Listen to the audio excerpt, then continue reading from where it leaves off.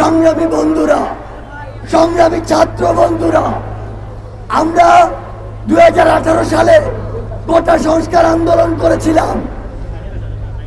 তখন মাননীয় প্রধানমন্ত্রী সংসদে বলেছিলেন বাংলাদেশের প্রথম ও দ্বিতীয় শ্রেণীর চাকুরিতে কোনো কোটা থাকবে না, এবং তার সেই কথার ভিত্তিতে একটি পরিপত্র জারির মাধ্যমে বাংলাদেশ থেকে প্রথম ও দ্বিতীয় শ্রেণীর সকল কোটা দূর করা হয়।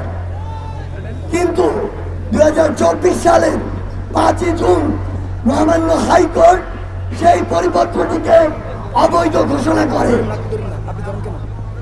সবচেয়ে বড় কথা হচ্ছে, আমাদেরকে বলা হচ্ছে যে আমরা কেন হাইকোর্টের এই রায় মেনে নিয়ে কেন আমরা পড়ার টেবিলে ফিরে যাচ্ছি না।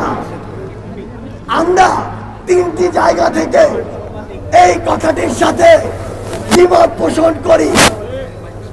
আমাদের প্রথম যে জায়গাটি, সেটি হাইকোর্ট নিজেই প্রমাণ করে দিয়েছে। হাইকোর্ট যখন সেই পরিপত্রটিকে 2024 সালে এসে অবৈধ ঘোষণা করতে পারে, তার মানে ওই পরিপত্রটিতে অবশ্যই কোনো ত্রুটি আছে।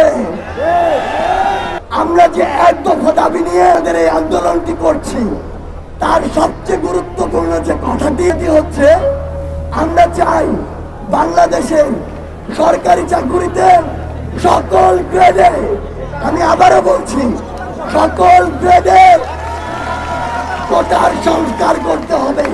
আমরা বিশ্বাস করি মেধাভিত্তিক স্মার্ট বাংলাদেশ গড়ার জন্য সরকারি চাকুরিতে প্রতিটি গ্রেডে এই কোটার সংস্কার করতে হবে। 3 নম্বর যে জায়গাটির কারণে আমরা আজকে রাজপথে রয়েছি, সেটি হচ্ছে 2018 সালের সেই পরিপত্রটিতে কোনো কোটা নেই।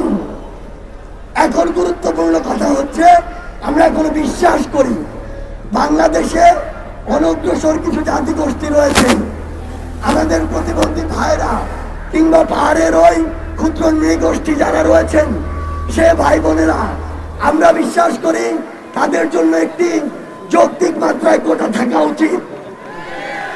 যেহেতু সংবিধানের এটি বলা হয়েছে, এখন 18 পরিপত্র দেখলে আপনি দেখতে পাবেন এখানে কোনো কোটা নেই। তাহলে একজন মুক্তিযোদ্ধা পরিবারের সন্তানের ভিটের কারণে মহামান্য হাইকোর্ট যদি 18 পরিপত্রকে অবৈধ ঘোষণা করে, তাহলে আজকে থেকে কিছুদিন পরে তো একজন প্রতিবন্ধী যদি বলে, তাহলে এটি অবৈধ ঘোষণা করার সম্ভাবনা আরো বেড়ে যায়।